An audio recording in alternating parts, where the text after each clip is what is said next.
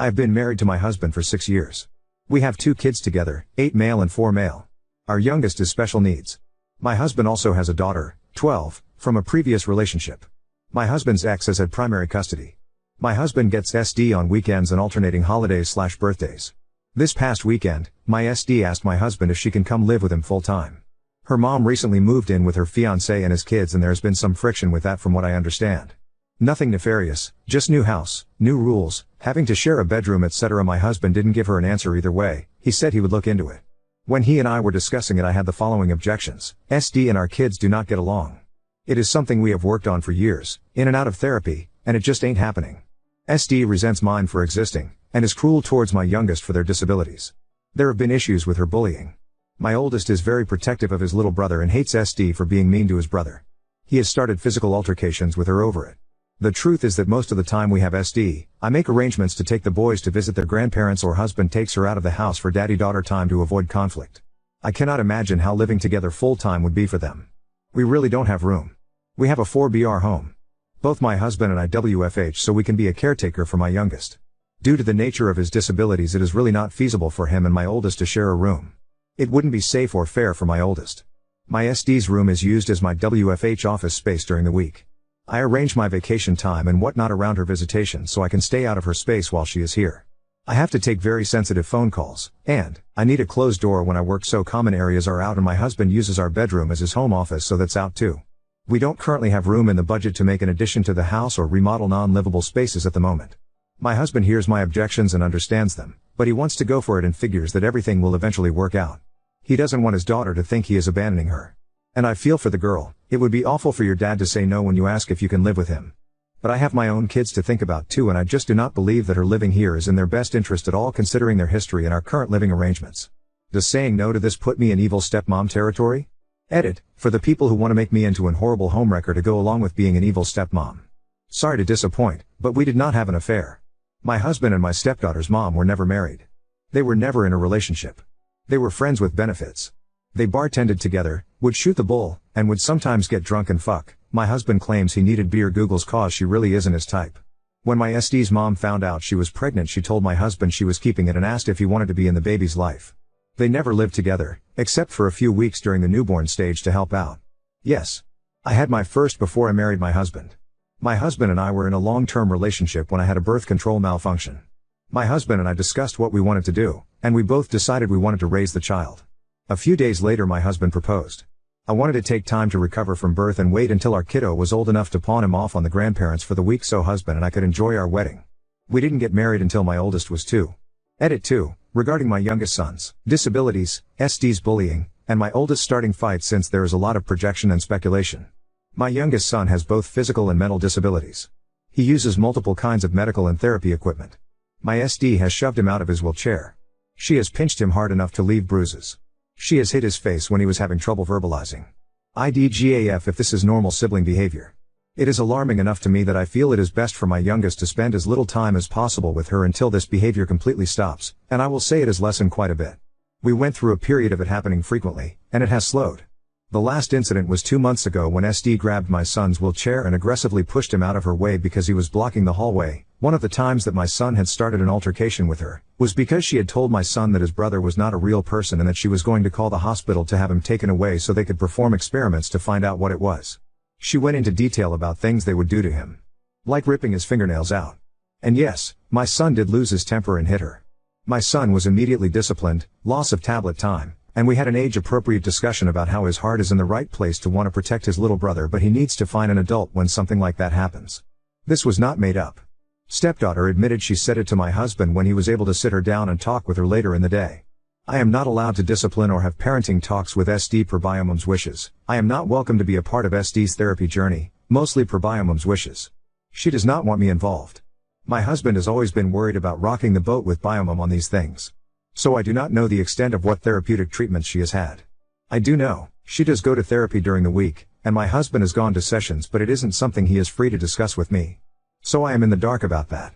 Edit 3, there's someone in the comments who claims to be my sister-in-law. They are either a troll or are mistaken. My husband is an only child. I don't have a sister-in-law. Update 1. So last week my husband and I sat down together and talked about SD coming to live with us full time and how that would work out. It was a difficult discussion because, as some Redditors had suggested, I really pushed hard for him to really think things through and figure out the obstacles. Where would he and I work? Common areas are out due to the nature of our jobs. I can't due to employer restrictions. He does some NSFW things and we don't want the kids to see. How were we going to handle the animosity and bullying between the kids? What consequences would be in place? We talked about what expectations would be for SD living here full-time versus just weekends. About how she probably has unrealistic expectations about what the nitty-gritty life here is like. We talked through every possibility we could come up with, including out there possibilities like selling out home or separating our household and living apart for a while. We ran numbers to see how it may affect our finances. And ultimately we agreed that the answer was not yet with a goal for our family working towards it. And that the best course of action would be to slowly adjust the amount of time she spends in our home versus a sudden custody switch. So free night my husband took SD out to talk to her about everything. He explained to her that she wouldn't have her own room at our place for a couple years, but that is something that is on the top of the list for home improvements once our youngest handicap accessibility renovations are paid off. He talked to her about what expectations of living with us would be like. That she would have chores and responsibilities. And most importantly they talked about the bullying and laid down the provision that we needed to see her relationship and attitude towards her brothers improve before she can live here full time. SD obviously wasn't thrilled about any of this, but she said okay and that she would do better with her brothers. So Saturday I made arrangements for my parents to watch our sons, and we invited SD's mom over so we could all sit down and figure out how SD can start to spend more time here. And that is when it fell apart. Mom is not okay with a change in custody at all. Absolutely not was her answer. She took SD home early Sat. My husband tried to reach out to SD on Sun to see how she was and ask if she wanted to do their guitar lesson over Skype or something since her mom took her home early, but she never responded. He called SD's mom and she informed him that SD had lost her phone privileges. So we don't really know what is going on with all that. Edit, for those concerned about SD's mom violating custody arrangements, please note that my husband and SD's mom do not have a formal custody arrangement. There is no court order in place. They have always just worked things out between themselves. Yes. This is a very stupid thing that they have done. Yes.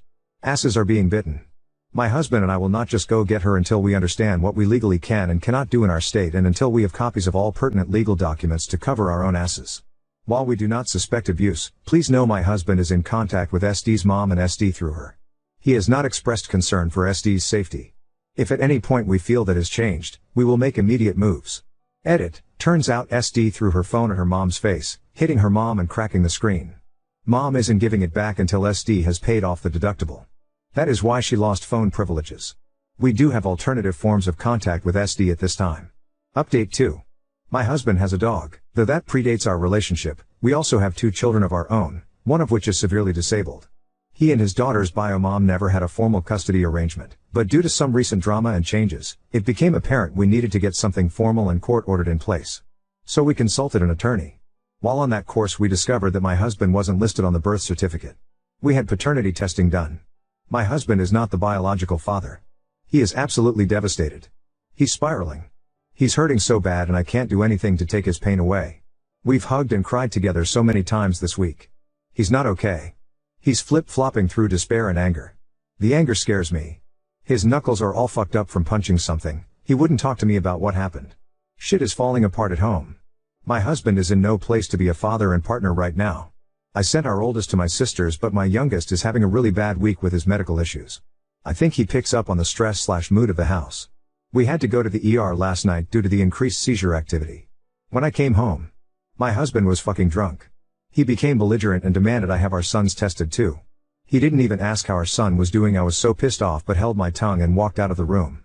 I left a few Gatorades and some aspirin next to him after he passed out. I'm trying to get him in to see a therapist. No dice so far. We haven't told SD or Biomum yet. We've already skipped one of our regularly scheduled visitations with SD, and another is coming up soon. So that is going to need to be dealt with ASAP. I just don't know what to do. I'm so afraid right now. I don't know how much longer I can hold things together. I want off this ride. Update 3. Some things are better, and others are a hell of a lot worse. Not long after I posted, my husband and I had the biggest, full-blown drawn-out fight of our entire relationship. I honestly cannot even tell you how it started. It was one of those little things that just triggered, and all the stress, anger, resentment and other negative emotions we have been feeling were just completely taken out on one another. I took the kids and left afterwards. I refused to come home until my husband got his head out of his ass and talked to someone about all of this. The silver lining to the big blowout was it did spur my husband on to start dealing with everything. He has been to his doctor and has been prescribed medication, and he has been looking for a therapist. He did a session with one, but didn't particularly click with them. He is going to pursue others as our finances allow. My husband and I discussed his drunken demand for paternity testing. I was able to express how hurtful that was to me. He apologized fully and has decided he does not need to have our sons tested right now. We've discussed options for what we'll do if doubt continues to linger on my husband's part, but as of now no testing is being done. Husband and I are both trying our best to show each other grace on this matter. The hell of a lot worse part is what is going on with stepdaughter. My husband had to take a few weeks without visitation to get his own emotions under control. Then we had our typical weekend visit. We did not tell stepdaughter or biomom about the test results yet, as we were still considering our options for the next move. My husband had ultimately decided that he still wanted a relationship with his daughter and still wanted to pursue legal custody. The attorney we had consulted suggested that with our state's laws and the established parental relationship, we should have a claim and could likely get court-ordered partial custody, but it would be a more complicated legal case. So that's all fine and dandy, but my husband in a very boneheaded move did not play his cards close enough to his chest with biomom. Several weeks ago, they had a verbal altercation. We have not been able to get in contact with biomom, her fiancé or stepdaughter since. We contacted the police who told us this was a civil matter and we needed to go through the court, so no help there. Sorry. I wish I had a happier update, or more of an update in general. Could you try reaching out to the county sheriff's office to ask for a wellness check on SD? We have attempted that. We live in a rural township and our police is the county sheriffs. They wouldn't divulge any information. So no dice. They wouldn't tell us anything. I don't know what the hell went down. The first person from the sheriff's office seemed like they were going to be helpful. They said they would send someone. I don't know what biomom said or did, but a second office came to our house and asked for documentation and told us we need to take this up with the court. Paternity testing is not happening unless we have a couples counselor. That's a hill I am willing to both die and kill my marriage on if need be. It will put him at ease and will build his trust in you. After the decade we have been together, where we have had zero issues of infidelity or untrustworthy behaviors between us, he should not have to be building trust in me. At this point in our relationship, the trust should be there. For me, the level of distrust that he has shown in accusing me of cheating, which is what a demand for paternity testing is, means that our marriage is in deep shit. There simply is no meaningful romantic relationship without trust for me. Giving him peace of mind with a paternity test does not address the underlying trust issues. So he may get peace of mind in that regards, but doing so will cause me to doubt the entire foundation of our marriage. Now on to second story. Parents dragged me across the US in an RV for their content, treating me like a prop, and I'm desperate to escape. My parents decided when I was only around 7 years old, far too young to get an opinion on anything, to pack us up and move into an RV to travel around the US. My dad works online and my mom makes content online. She's not huge by any means, but big enough that we get recognized sometimes, and big enough that I've had a camera shoved in my face for as long as I can remember. For my privacy's sake I won't say anything else on that, and I'm using a throwaway account because I've gotten enough attention already and I'm sick of it. I sleep in a tiny bunk bed that I outgrew years ago, and the other bunk is the only space I have to put anything I own. I don't even have a room, just a curtain, and thank God I'm an only child, or else I would have to share the small space I have already. I was homeschooled for most of my education and then switched to online school at my own insistence for high school. I'm an 18-year-old girl. I don't have a single friend in person because the longest I've ever stayed anywhere is a month. I don't have a job and no way to get one because of not being stationary unless I find one online, which also mean I have no way to move out and get away from them. I've had conversations with them about all of this countless times, and they are so delusional and genuinely believe that a nomadic existence is the best way to live, so why would I never need anything else? I hate them for treating me like some pet they can just drag along in their plans rather than their child. I hate traveling, I don't like heat, I hate dealing with bugs, and I'm so sick of hiking. I can't wait for the day that I finally figure out a way to get away from them with their morning's hikes and cameras in my face. I've traveled around the US, yeah, but God forbid I want to have a normal life, go to college, or maybe even make some friends? Update 1. Hello. Barely over a week ago I made a post talking about my very negative experience living in an RV with my parents for around 10 years now. Despite it being such a short time since I've posted it, a lot has changed for me since then. I don't know how many people here would be interested in an update on my situation, but I know quite a few people were very concerned and would probably appreciate an update, so here it is. Also, fair warning, this is a fairly lengthy post. I have a tendency to ramble, so there is sort of a TLDR at the end. I had a lot of people give me really helpful advice, resources, as well as even offers to try to help personally, some being questionable admittedly, but a majority being genuinely concerned, wanting to try to help, and I very much appreciate that. It was slightly overwhelming, to be honest, and I ended up not responding to a lot of people, so you'll all have to forgive me for that. But even if I didn't respond much, I have been doing research on a lot of the information people gave me. Something that stood out to me was people asking if I had any family I could stay with, to which I had to respond, not that I know of, because I don't have anyone on my dad's side of the family, and my mom strictly no contact with her family. I did not know if they were alive, if they cut her off, if she cut them off, or even any details about them, and my mom had never wanted to talk about it. What information I did have was my mom's maiden name, which is pretty uncommon, and where she was born, which in terms of trying to find family can actually get you surprisingly far, I've come to realize. I've always had a slight hatred for the internet because I never had any choice in my life being public knowledge, and I know that once something is out there, it's out there, but for the first time I'm actually really grateful for the internet. I was able to find some information on my mother's side of the family, and specifically was able to find my grandma's Facebook account, though it did take me some effort. After a lot of stressing on how to approach messaging her, if I even should, as well as potential outcomes, I messaged her explaining my mom's life, who I was, and my situation. I won't go into details onto why my grandma and my mom are no contact, because that is not my story to share, but my grandma was appalled that she has a granddaughter she didn't even know about, and even more so the way in which her daughter raised me. I found out I have an aunt and an uncle, both of which my grandma told them about me and my situation. I've been in pretty much constant contact with all of them since just learning about each other. All of them want to help me get out of this living situation with my parents, and luckily with me being 18 now, it's actually possible. Again, I don't feel entirely comfortable going into details, but I have arrangements to go stay with my aunt who lives in a big city on the West Coast that had a lot of potential opportunities for me to start college or whatever I see fit, which I do plan on figuring out college, happy to announce. My uncle has kids, but my aunt lives on her own and has a spare bedroom which she has no problem letting me stay in for as long as necessary. I have a train ticket scheduled and purchased by my aunt and enough money to get to the station. I'm talking with my family, still feels weird to type, currently, and trying to plan out the details like how or if I'm going to tell my parents. My mom doesn't know any information on where any of her family lives, so even if I were to tell my parents who I'm going to live with, they wouldn't know where I was specifically. Someone pointed out that if I did leave without telling them, I should leave a note or some form of proof that I left willingly, so if I do opt out of a conversation, I'm planning on either leaving a note or filming a video explaining my plans and why I'm leaving, which would be kinda of ironic, wouldn't it? Regarding my mom filming, I've been very quiet around my parents and just refusing to talk when the camera is on, but neither one of them has mentioned it yet so far, luckily. Also, speaking of my mom's content, I would like to very much emphasize something quickly. Almost everyone was genuinely trying to help, but I had a few people replying trying to guess who I was. Luckily, the few I saw were basically torn to shreds and ended up deleting their comments. I also had a few people who messaged me privately trying to make a guess at who I am, which at least that's not public, I guess. Although I can understand being curious, I posted anonymously with very little personal information for a reason. As I stated in my previous post, I have gotten enough attention and I'm very much sick of it. I would very much appreciate it if you guys can respect that. Even if you think you might know who I am, please don't make public guesses, and understand that I don't want this to be even more public information tied to my name. Very long story short, I have set plans to leave as well as a safe place to go with my aunt once I do, and very much appreciate so people for being so willing to help. If you had told me not even 2 weeks ago that not only do I have a plan to move away from my parents but contact with family members I didn't even know existed, I don't think I would have believed it. Update 2. I can proudly announce that I did it and am in a safe place now, totally away from my parents with absolutely zero contact. My aunt is an absolute angel, truly. She's so kind, and that's not even including my grandma and uncle. When I first got here, my aunt as well as my grandma took me out on a little shopping spree, bought me clothes, decor and furniture for my room because I have one of those now, and honestly anything they thought I would need. My uncle has introduced me to my cousins. He has a younger son and a daughter who's very close in age to me, and I would say that we have become friends. I've been able to go out and do a lot of fun little things with her. My aunt is currently helping me research colleges near us, but has reassured me I can do everything at my own pace and there really is no rush, that her home will always have a spot for me. My aunt in general is such a cool person. She's someone I very quickly have started to look up to and have gotten close to. The more time we spend together, the more we learn that we actually have a lot in common. I'm just so grateful to all of them for being here and being so supportive. My aunt is also really helping me figure out who I am as an individual. For the first time, I'm in charge of my identity, what I share, and who I share it with.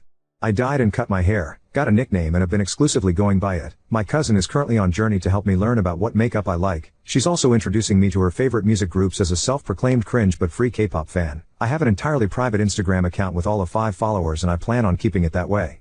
I just feel like a normal teenage girl for once, and I've never felt happier. When I look in the mirror or just think about my life in general, I'm actually happy with it. I guess never realized that I wasn't comfortable in my identity as a person because honestly, I had bigger things to worry about. This is all more than I could have ever imagined, and honestly I have a hard time even processing it sometimes. I am officially in therapy though. So maybe I can start working that as well as processing my past, and how it plays into my identity in the future. My new therapist is actually the part of the reason I'm making this update. She thinks that posting this could be a good way to get closure to a certain extent. As sort of a way of acknowledging what I went through but also moving on into my new life because I have my whole future ahead of me, one that I am very excited to experience. So keeping that in mind, this will be my final update on here. I want to be able to enjoy my life in future while keeping my privacy. A lot of people really wanted me to share my story more, expose my past, but at least for now I've decided against that. It's my story and I can choose to share it or not. For once I have control over who gets to know what information about me, and I'm not willing to give that up yet, but I suppose I don't know what the future holds. So I'm asking as nicely as possible that people please respect that.